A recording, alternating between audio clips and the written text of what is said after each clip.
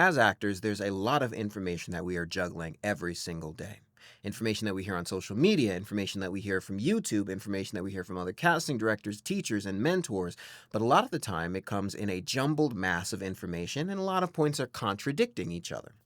So today we're going to be going over the 3 pieces of advice that I've heard the most from actual industry professionals, what they actually mean decoding these pieces of advice so that you can actually practically apply them, and the 1 piece of advice that I'm hearing floating around on social media that is absolutely ridiculous and why you shouldn't apply it, but what you can get from that piece of advice. First thing, bare bones, this is what you hear most of all when it comes to auditioning and feedback. That you need to clarify your perspective. That's something that you hear a lot, and it's something that I heard a lot when I was first getting started. And it's something that I had no idea what they were talking about until I had a teacher who explained it and broke it down. And it is simply this: who, what, why, when, where, and how. On everything that you're doing as an actor, every single genre, whether you are on camera or doing voiceover, you need to have a point of view and a perspective on what you're actually talking about. Not just a perspective as in, I like this or I don't like this, but a perspective as how it relates to the person who you are speaking to. So for example, if I am doing a commercial gig and I am doing a commercial gig for Oatly oat milk, and the line is, Oatly oat milk, as much calcium as whole milk. I can just say that. A lot of people would just say that. And you would get the note that you need to have a point of view and a perspective. You need to go deeper than just those words and think, who am I talking to? When am I talking to them? Why am I talking to them? What is my relationship with them? So just a quick example. I'm talking to my best friend. Their child is lactose intolerant. They don't like soy or almond milk. The parent is worried about the fact that the child isn't getting enough calcium. This is something I'm coming to them genuinely and I'm saying, hey, Oatly oat milk. It's as much calcium as whole milk. I have a point of view and perspective. Now, is that point of view and perspective the correct one? I don't know. It's not your job as an actor to know what the correct interpretation is. It's your job as an actor to have a point of view and an interpretation and showcase your skills through that. So generally, when you get a note saying that you need to have a perspective, that is what is meant. Your who, what, why, when, where, and how. The very basic building block of acting. Number 2, the second thing that I heard the most when it came to this field is not only what is your perspective on this, but also that you sound too reedy. It sounds too forced. This still had no idea what the heck was meant by this until I had a mentor who helped me learn what was meant by this. Now, this is a very complex subject, and it's one of the most philosophical subjects that I love to discuss. And I won't get into the deep dive philosophy of it because we'll be here for too long. But it basically breaks down to this. I'm speaking to you on camera right now, and I have the basic outline of what I want to say. But I don't know exactly the words that are going to come out of my mouth in this moment in time to express what I want to tell you. I just know the basic overarching theme of what I want to relate to you. When you are acting, your character doesn't know what they are going to say. And that's difficult because we, as the actor, do know, because we have a script. We have something right in front of us that tells us what we are supposed to say in this moment in time. And when somebody says something to us, we know how we're supposed to respond to them at that moment in time. But when you do that, you sound reedy. You sound rehearsed. Which is hard because you memorize the lines. Memorization is a big part of what we're doing. But when you over-memorize and over-rehearse and you over-commit yourself to these words, you will sound like you are reading from a sheet of paper. When you read from a book, you read. When you act, you live, just like I'm doing right now.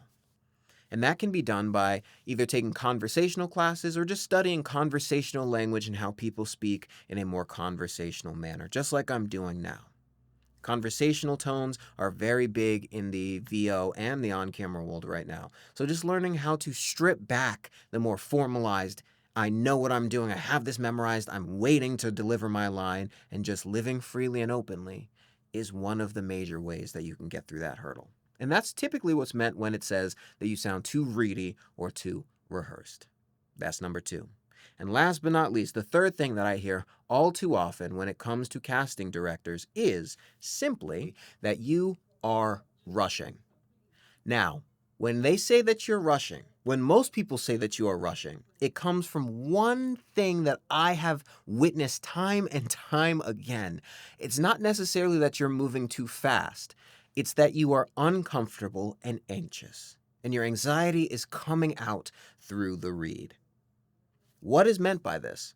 If you're reading something that needs to go into a 15-second spot, and it goes for 15 seconds, and the remark is still that you're going too fast, it's that you have a frantic energy in your read. It sounds like you're reading to get to the end of something versus that you are being in something. For example, if I have a point that I want to give to you right now, and I hit on that point, and I am very enthusiastic, I am talking to you, and I want you to get this message across because it is very important that you understand exactly the words that are coming out of my mouth. That speed was not frantic. Versus if I'm talking really quickly and I want you to understand exactly what I'm saying and I need you to get the point across, that is frantic. The energy that you put into your read comes across in your work. If you come in with an anxiety and an apprehension, we can feel that. Have you ever seen someone on stage when they're giving an address or a speech? And you feel the nervous energy, and you're just hoping that they don't mess up for their sake. You feel secondhand cringe, as the kids would say, because you feel like they might mess up, and you really don't want them to. That is what people are feeling typically when they say that you are moving too fast. You feel uncomfortable, which makes them feel uncomfortable. So that's about just sitting with your work, sitting with the script, with the lines, doing your exercises, getting it into your body, understanding the character, your who, what, why, when, where, and how, understanding all these fundamentals so that you can approach it with a comfort and a calm and just deliver. Now, I promised you something. I promised you what that horrible piece of advice that I'm hearing going around is. That piece of advice relates specifically to on camera, and it is that you need to be specifically doing an entire production in order to do your self-tape. You need to be in a different location with interesting backdrops, and your lighting needs to be perfect, and you need to be wearing your outfits, and you need to be doing all of the things and having other actors being your reader, and you need to make it a self-contained production. That's terrible advice. And for voice actors, it's also terrible advice that you need to be putting in sound effects and you need to be putting in a music bed for your audition. That's terrible advice. Let me tell you what you can glean from these pieces of advice to make your auditions better, however. A lot of the time, when people go through the full rigmarole of doing a production, they immerse themselves in the work. The casting director does not care that you have put in the backdrop and the lights and the this and the that. It's that you are immersing yourself in the project and you feel more comfortable as a result for that. When you have a prop and you're twirling with a prop and you're playing with something and you're giving yourself an action, you're not solely focused on the lines and the words coming out of your mouth, which might make you sound more casual and comfortable. As a voice actor, if you are sitting there and you also have a prop and you're doing sound effects and you're also going into it, you are more comfortable. It shows that you've read the work. So it's not necessarily about doing the full exact production yourself. Casting directors are imaginative people. They can see and hear if you are fit for the project and the character and the role in that moment. It's about putting yourself, no matter what you need to do, in a position where you feel comfortable. Because when you feel comfortable, you can perform to your best. And that's really, at the end of the day, the 3 things, decoded, that I've heard from casting, teachers, and mentors in my 5 years in this field. And if you want to get more ideas on how you can feel more comfortable and sink into your work, there's a free tier over on Patreon just for that, where I talk about script analysis, scene breakdown, scene study, things that I can't talk about YouTube because they wouldn't do well in the algorithm, and they'd probably mark it as spam because I do it so often. So go over to the free tier over on Patreon. And like I say in every single video, get outside, drink water, read a book of poetry, for God's sakes. It'll change your life. And stay creative.